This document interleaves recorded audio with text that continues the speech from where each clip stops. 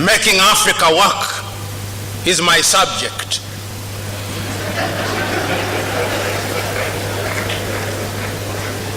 What will it take? It will take our combined effort. But there must be an enlightenment of a totally different character. You know, when I think about Africa, and I think about her often, and I ask myself, Mother Africa, how will you be 100 years from today? And I remember the great Sudanese poet Alpha Ituri writing about Africa. He says, "Oh, Mother Africa, how are you? Will you be great? You, Mother Africa, where your rebels have gained power and rebuilt, and they have destroyed what they rebuilt. Mother Africa, will you be great? You, Mother Africa," Faituri asks, "you the home of great rivers, will your sons ever fish in your rivers?" Faituri asks, "You, Mother Africa, whose belly is laden with all things known as natural resources, will you ever give meaning to them?" Faituri asks, "Oh, Mother Africa, are you waiting for Godot?" Mother Africa, I believe that Africa can be made great again. But remember, I said that Africa took the view that she could grow regionally. That is where I went on a tangent. Now I come back. So the East African community was there, South African development community was there. We had COMESA, we had IGAD, we have ECOWAS, we had Central African Organization, we had the Maghreb, we had the Sahelians. All these attempts have been made, and somehow Africa is still punching below her weight. Let us look at the different sectors so that we are better able to appreciate what Africa can be. And I believe that Africa can be great. I believe that Africa is capable of looking at our agriculture, because if a people cannot feed themselves, they cannot be at the dinner table of civilization. Today, Africa cannot feed herself. Here in Ghana, they love rice. They produce a little and import most. Here in Ghana, they love ketchup, but I suspect they import some. Here in Ghana, they love chicken. They produce some, but I suspect they import some. In Nigeria, I suspect they love meat, and I suspect they import some. They love rice. Here in Ghana, I know they produce cocoa and they love chocolate, but the chocolate they make, they don't like very much. They import chocolate from Switzerland.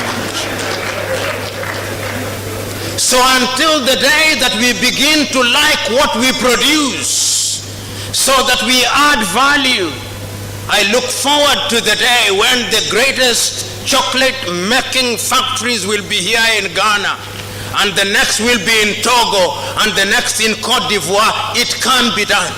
Which calls into question, what are our universities of agriculture doing? Are they involved? Are they included in the agenda of making Africa gain? And I'm saying that history has demonstrated that when people decide to work in agriculture, they can actually do something about it. I remember so very vividly in your own Malawi, when President Mbingu wa Mutharika took power, he took the view that he could improve agriculture in Malawi. He took the view that he could produce enough maize. He took the view that Malawians could do it, and you will agree with me, they did it.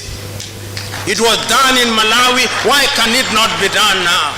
I remember so very vividly, those of you who are from Burkina Faso, in 1983 when Thomas Sankara took power, he took the view that the Burkinabe could feed themselves, and within 5 years, Burkina Faso could feed herself. It can be done.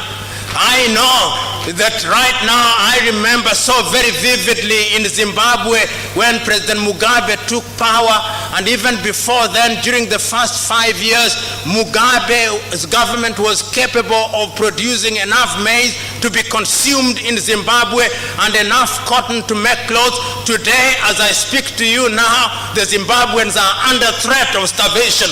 What happened? It can be done in Zimbabwe, and I believe that it must be done if Africa is to work. Africa can work in agriculture. Africa can work in innovation. I'm very glad that in the last 1 year in Makerere, Uganda, they have come up with a solar-powered bus. Ugandans can do it. I'm very glad that in Nigeria, only last week they unveiled a car that is made out of hydrocarbons. Nigerians can do it. I'm glad that in Morocco now they have the largest solar plant in the world. It can be done. I'm glad that in my own Kenya they now have one of the largest wind farms which generates power. It can be done. I'm glad that during the president of Akufo-Addo, Ghanaians have now abandoned one of the words they used to have in their vocabulary called dumso. I'm glad. In other words, if you look very keenly, there are things that can be done.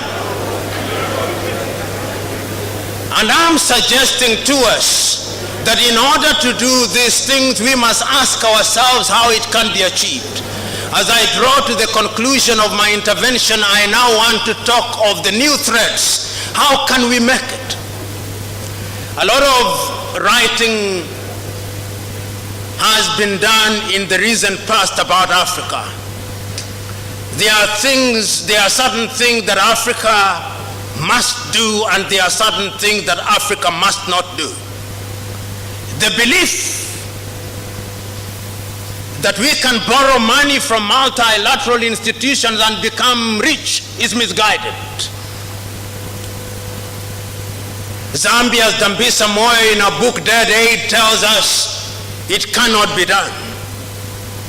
That is the route not to take. The belief that we will follow a model that is conceived on our behalf by European universities is misguided.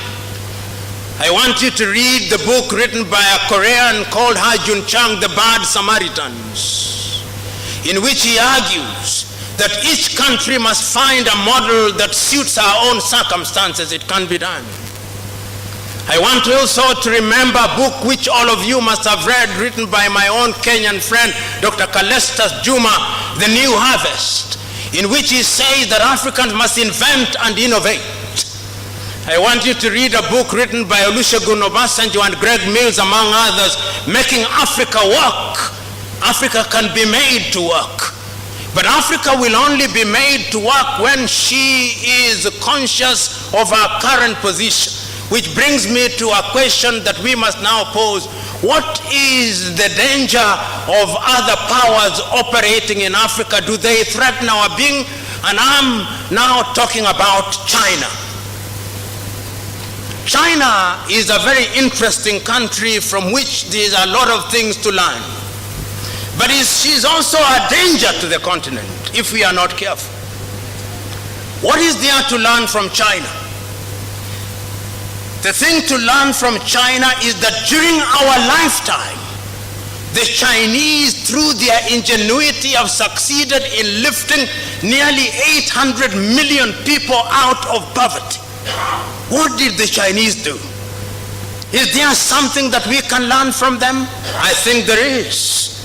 Those of you who have the advantage and the privilege of serving in government, ask yourself, what did the Chinese do that within our own lifetime they succeeded in doing that? And they are everywhere, the Chinese.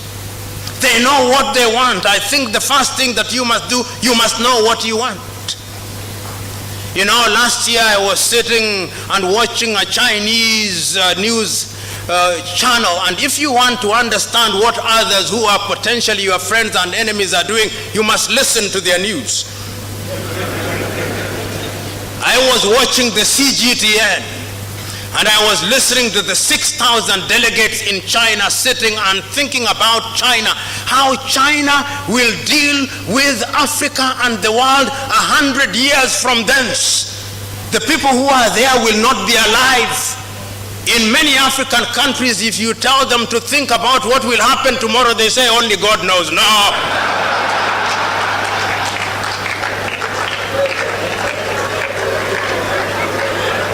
I hold the view that when you are planning, you plan as if you will never die. And if you are prayerful, you pray as if you'll die the next minute.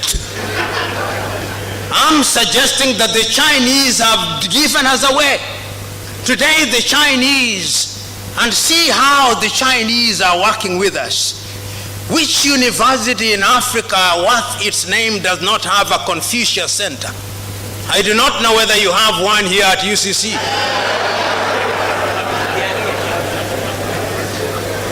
Why do the Chinese have a Confucius Center? Because the mind is the standard of the man. Once you influence the mind, you can sit pretty because you can predict what the man will do. How many of you who are the middle class today, in addition to asking your children to read French and Germany, are now asking and encouraging their children, go ye and learn Mandarin? How many of you? Confucius Center to work on your mind. On our mind. And then, how many countries in Africa don't you find a stadium built by Chinese? And if it is not a stadium, it is your state house. And if it is not the state house, it's the African headquarters. And if it is not the African headquarters, is infrastructure, is the road or the railway.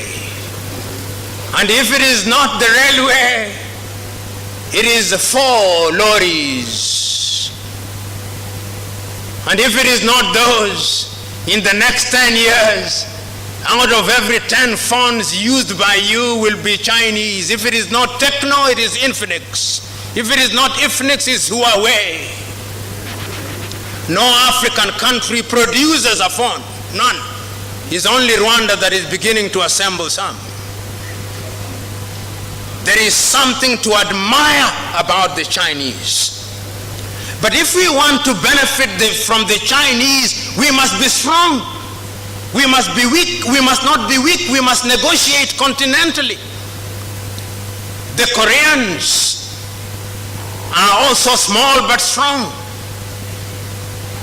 But if we are not careful, and I'm saying this, if we are not careful, in the next 25 years, all of us will be speaking Mandarin. If we are not careful. If we are not careful. Because the Chinese here are not here for charity. The Chinese are here to do business. And in the world of business, it is a cruel world where throats are literally cut. I'm reading a small book written by a young Chinese girl called Irene Yuan-sun, The Next Factory of the World. And the young Chinese girl is saying exactly what I'm saying. He says that Africa can benefit from China. Africa can be the next factory of the world. But it's not just going to happen. Something must be done about it. Which is what brings me to the last segment of my conversation, Africa Agenda 2063. I remember on that day in Addis Ababa, Ethiopia, Nkosazana and Lamini Zuma, the then chairman of the organization,